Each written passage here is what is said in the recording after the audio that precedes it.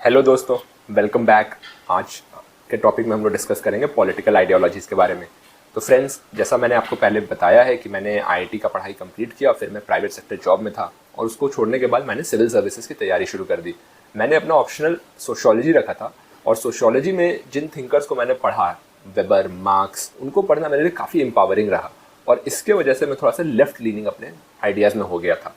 वो समय भी ऐसा था कि काफ़ी ज़्यादा स्टूडेंट प्रोटेस्ट वगैरह होते थे दिल्ली में और उनके बातों को सुन करके बड़ा मैं इन्फ्लुएंस होता था। एक ऐसा फील होता था कि एक अब नया तरीका मिला, एक पर्सपेक्टिव मिला है वर्ल्ड को देखने का। और हमारा एकेडमिक्स चूंकि लेफ्ट लीनिंग है, तो जो पर्सपेक्टिव था वो लेफ्टिस्ट पर्सपेक्टिव ही था। तो उस समय इसलिए हमेशा लगता था कि जो गवर्नमेंट है वो हमेशा गलत ही कर रही है, वो फ्रीडम ऑफ स्पीच कर्ब कर रही है, वो आपके राइट्स पर छीन रही है, या हर समय हिंदू मुस्लिम ही में लगी हुई है। तो इस एंगल से आप देखना शुरू करते थे और ऐसा माइंड हो गया था कि एवरीथिंग फेल्ट वेरी नेगेटिव। अब व्हाट्सएप ग्रुप पे था तो उसमें अपने चाचा से, मौसा से, उनसे भी काफ़ी बहस हो जाता था कि नहीं यार, ये जो गवर्नमेंट है तो काफ़ी मतलब रिग्रेसिव गवर्नमेंट है और हम ही हैं जो सब कुछ जानते हैं और हम ही हैं जो बहुत ज़्यादा प्रोग्रेसिव है। तो वो एक माइंडसेट था। लेकिन फिर 2018 में जब मैं गवर्नमेंट सर्विस खुद ज्वाइन किया तो मैंने देखा कि एक्चुअली में जो काम करना है, आप बाहर से ऐसे बोल देते हो ना कि गरीबी है, गरीबी हटाओ, लेकिन गरीबी हटाने के लिए आपको कितना प्रोसेस रन करना पड़ता है, ब्यूरोक्रेसी चलानी पड़ती है और उसमें कितना ज़्यादा झाल मेल का काम है वो रियलाइजेशन हुआ। मैंने देखा कि गवर्नमेंट एक्चुअली कितना एफर्ट ले रही है, फॉर एग्जांपल डिजिटाइजेशन की तरफ। डिजिटाइजेशन की वजह से क्या हो रहा है कि आपका जितना क्लेम सेटलमेंट होना है उसका एक टाइमिंग होता है और उसका एक ट्रैकिंग होता है। यानी कि हर महीने सेंट्रल लेवल से हर रीजनल ऑफिस को कॉल जाता था कि यार इतने क्लेम अभी पेंडिंग क्यों है, इसका एग्जैक्ट रीजन बताओ। और अगर नहीं बताया जाता था तो फिर कमिश्नर को झाड़ पड़ती थी और वो झाड़ फिर ट्रिकल डाउन होता था। यानी गवर्नमेंट अपने साइड से काम तो यानी कर रही थी। तो फिर मुझे ऐसा रियलाइज हुआ कि यार जो लेफ्टिस्ट वाले हैं ना, ये भी मतलब कोई ज़्यादा दूध के धुले नहीं है। बातें तो बड़ी बड़ी करते हैं पर आप देखिए कि वर्ल्ड में जितने लेफ्टिस्ट कंट्रीज हैं वो क्या हो गए, सब फेल ही कर गए। इंडिया में भी जो लेफ्ट लिबरल वाले जो एलिट्स हैं वो तो बैठ के शैंपेन पी रहे हैं मजे में। उनको भी ऐसा कोई खास गरीब और गरीबी का पड़ा नहीं है। अगर पड़ा होता तो 50 साल तक तो आप ही रूल किए थे। तो फिर गवर्नमेंट का मैंने इनिशिएटिव देखा, for example indigenisation of defence कर रही है। अब उसमें भी ये लेफ्टिस्ट लोग आकर अड़ंगा लगा रहे हैं। तो मुझे लगा कि यार नहीं, ऐसा नहीं है, मतलब right wing is not always wrong. Modi ji जो थे वो बड़े करिस्मेटिक लीडर मुझे लगते थे, उनका बोलने का स्टाइल भी मुझे बड़ा अच्छा लगता था। तो उसके वजह से एक और ख़ास रुचि भी डेवलप हुई। फिर मैंने बहुत पढ़ना शुरू किया, सावरकर जी जो थे या फिर अन्य लीडर्स, तिलक जो थे, इनका कंट्रीब्यूशन क्या रहा, इनका आइडियाज़ क्या थे इंडिया को लेकर के। तो काफ़ी प्रभावित हुआ। तो for a very long stretch 2-3 साल के लिए मैं पूरा राइट विंगर ही बन गया, मतलब कंप्लीट फेस लिफ्ट हो गया या फिर बोलिए आइडियोलॉजी ट्रांसफॉर्मेशन हो गया। लेकिन इसी दौरान क्या हुआ फिर कि मैंने गवर्नमेंट जॉब छोड़ दी, मैंने एमबीए किया, प्राइवेट सेक्टर में आया, मेरी शादी भी हुई, अभी मेरी बच्ची भी है। तो अब क्या है कि आप शहरों में रह रहे हैं, अब पहले आप पीजी में रहते थे, अब आप रेंटल पे रह रहे हैं, अब आप घर खरीदने का सोच रहे हैं, स्कूल के बारे में सोच रहे हैं। तो जब इसको फिगर आउट मैंने करने लगा तो मैं देखा कि मैं बीजेपी रूल्ड स्टेट में ही रह रहा हूँ, लेकिन यहाँ पे भी ऐसा कोई बेसिक सुविधा बहुत अच्छा नहीं है। अब घर, सिंपल सा घर खरीदने जाइए तो करोड़ 1.5 करोड़ के नीचे बात ही नहीं होगी। स्कूल का फीस आप जानते ही हैं, रोड की हालत आप देख ही रहे हैं। तो और करप्शन भी ऐसा नहीं है कि बीजेपी में कम है कंपेयर टू लेफ्टिस्ट गवर्नमेंट या फिर कंपेयर टू कांग्रेस या फिर एनी अदर गवर्नमेंट। तो फिर मुझे एक भ्रम यहाँ से भी टूटा। एक जो होता है अटैचमेंट, जो है वो सेंस ऑफ अटैचमेंट, एक होता है कि आप एकदम आगे बढ़ के काम करते थे, आपको लगता था कि I belong to this party, I associate to this party. तो वो धीरे धीरे खत्म हो गई। को बहुत ज़्यादा ना पॉलिटिकल स्टैंड लेने की ज़रूरत ही नहीं है।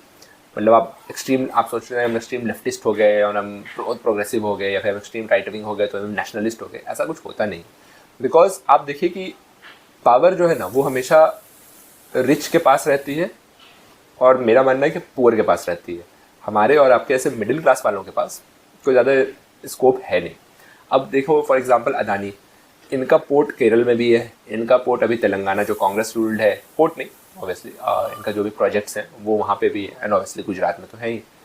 तो कहाँ बात आया लेफ्ट या राइट का। अच्छा चलो अब हम बात करते हैं थोड़े नेशनलिस्ट लोगों की, कि हमें लगता है कि यार हम चाइना को पीछे छोड़ देंगे। कैसे पीछे छोड़ देंगे कि भाई हम दिवाली में चाइनीज़ मेड गुड्स नहीं खरीदेंगे।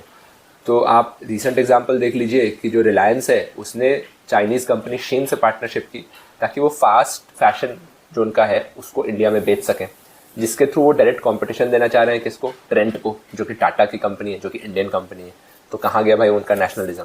तो इसलिए रिच का कोई नेशनलिज्म नहीं होता है। Rich can gel well with any kind of agenda. वो लेफ्ट राइट ये सब नहीं देखते हैं, उनका है बैलेंस शीट, प्रॉफिटेबिलिटी। सिमिलरली जो पुअर है वो आप देखिए कि कोई भी गवर्नमेंट आ जाए, जो कांग्रेस गवर्नमेंट थी वो भी बहुत स्कीम चलाती थी अब बीजेपी गवर्नमेंट है तो वो भी मैया बहन योजना, फलाना भाई योजना, ये सब पूरा चलाई हुई है पैसा बांटने के लिए, तो उससे भी तो फिजिकल डेफिसिट क्रिएट होता ही है। लेकिन अगेन पुअर का भी कुछ ऐसा आइडियोलॉजिकल बेंट नहीं है, वो देख लेगा भाई कौन मेरे लिए काम कर रहा है, हम उससे अटैच होकर के रहेंगे, हम उसको इन्फ्लुएंस करेंगे थ्रू प्रेशर टैक्टिक्स।